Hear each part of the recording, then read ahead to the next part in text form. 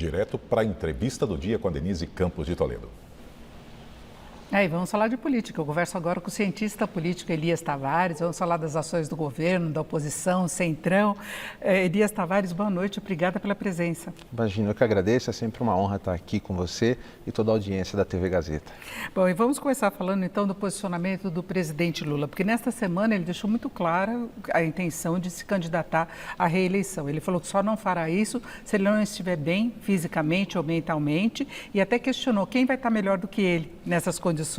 Disse que não vê problema em ter vários candidatos de direita, de uma polarização, que ele encara isso, que sempre tem uma polarização em eleições e tem uma estratégia também que envolve a questão dos Estados Unidos, de tarifa, reunião ministerial com boné azul, defendendo a soberania do país, hoje de camisa vermelha, aí puxa mais para o PT. Como é que você analisa a postura dele do ponto de vista político?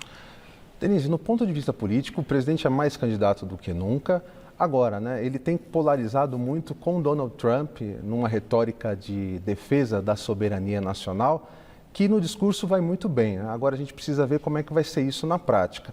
Ele tem colocado também, tem escolhido o governador Tarcísio de Freitas como seu principal adversário, tem colocado isso, a gente percebe esse início de polarização e que de fato a gente também entende que pode ser o grande adversário do Lula nas eleições de 2026. Tem muito insumo aí, mas o presidente precisa, mais do que nunca, mostrar que essa soberania nacional terá, de fato, algo concreto para se apresentar à população. Inclusive, há uma grande expectativa em relação a esse período de julgamento de Bolsonaro, se não haverá alguma outra retaliação de Trump, já que ele usou esse argumento para taxação de 50%, Sim, sim. O Trump, tudo que o Trump hoje tem, no Brasil, tem colocado muito mais o Trump com relação ao STF e o Lula tem puxado muito esse tema para ele, tem ganhado fôlego. A gente falava muito que o presidente não conseguia se comunicar, em vários momentos a gente disse isso. E ele ganhou esse fôlego com o Trump, o Trump trouxe um refrigério, a gente viu isso em algumas pesquisas que melhoraram a imagem do presidente com essa polarização direta ao Donald Trump. Agora, vamos falar do outro lado, Nós temos vários governadores pré-candidatos, Tarcísio de Freitas sai à frente nas várias pesquisas eleitorais. Agora, ele tem meio que um dilema, ou talvez dois. Primeiro, ele não pode se expor muito como candidato, porque a família Bolsonaro tem o criticado, Carlos Bolsonaro criticou, Eduardo Bolsonaro criticou, inclusive naquela conversa vazada com o pai dele. Tem o bolsonarismo de modo geral, ao mesmo tempo ele tem que defender os empresários no caso do tarifaço, E ele tem uma situação muito confortável quando pensa na reeleição no estado de São Paulo. Então, ele é competitivo para a presidência, mas ele tem uma situação mais garantida no estado. Então, é um dilema, talvez dos maiores entre os possíveis candidatos de direita, não? É um dilema, mas ao mesmo tempo é confortável, Eu costumo dizer que o governador Tarcísio hoje é o jogador parado, Ele tem uma situação confortável, se ele não fizer nada, ele vai para a reeleição e muito provavelmente com uma possibilidade de vitória.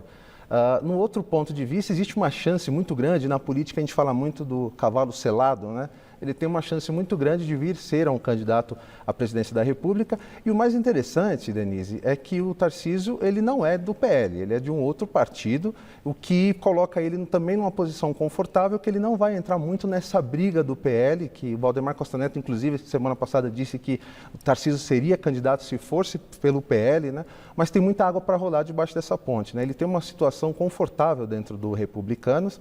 Eu entendo que a situação dele é a melhor, que ele fica parado aguardando o que vai acontecer, embora o tempo dele é curto, Ele tem um prazo de descompatibilização que acontece no primeiro trimestre do ano que vem. E você vê uma mudança de postura de Bolsonaro, caso ele seja condenado, que ele vai optar por apoiar algum desses pré-candidatos? Porque, por enquanto, ele conversa com o Eduardo, teria preferência pela família ou pela própria candidatura dele, lembrando que é independente dessa decisão agora do Supremo, ele já está inelegível pelo TSE, não é? Denise, o melhor cenário para o ex-presidente Bolsonaro é, de fato, a vitória do Tarcísio de Freitas para a presidência da República, Porque, veja, essa questão da anistia que tanto se diz, ela só vai passar a ter algum sentido se for eleito um presidente ligado ao Bolsonaro, E o Tarcísio de Freitas pode vir a ser esse nome.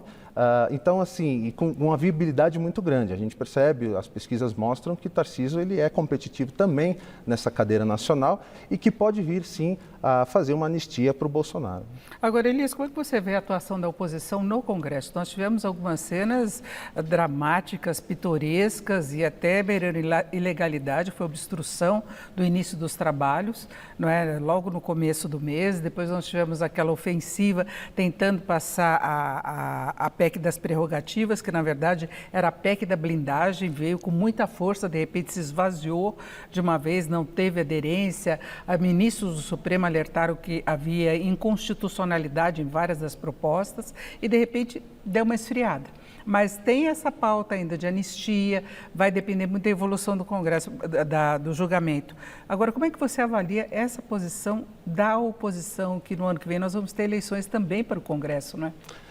Denise, quando a gente analisa o Congresso, a gente tem que, no meu entendimento, separar a oposição do centrão, né? A oposição fez muito bem em conseguir eleger ali, né, o presidente da CPMI, né, agora do INSS, e você tem ali o centrão que, ao mesmo tempo, é um peso muito caro para o presidente Lula, né, para o governo em si.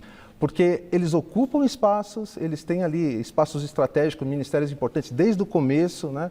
E isso não implica num compromisso para 2026, ou seja, muito provavelmente esse centrão junto com a oposição ali que acaba tendo ali um pêndulo, né? Ou seja, o centrão acaba indo para um lado, indo para o outro, dependendo unicamente da vontade fisiológica do próprio Congresso, né? Então, e não evita críticas, inclusive dos dirigentes dos partidos que têm ministros no governo, né? Exatamente, é um negócio assim que é pitoresco, né? Porque a coalizão no país não existe, existe ali agora um outro poder muito forte, né? A gente tem que lembrar que o Congresso Nacional hoje, ele é uma peça muito forte dentro da máquina pública, né? O Congresso hoje dita as regras e, enfim, impõe suas vontades e é meio que sem limite, né?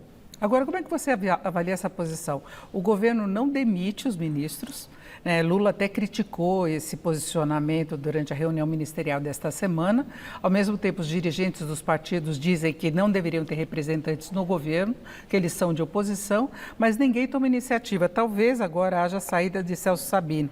Ele estava na reunião, o ministro do Turismo, as indicações são de que ele pode deixar o governo, mas tem a questão da COP30 também, o estado de origem dele.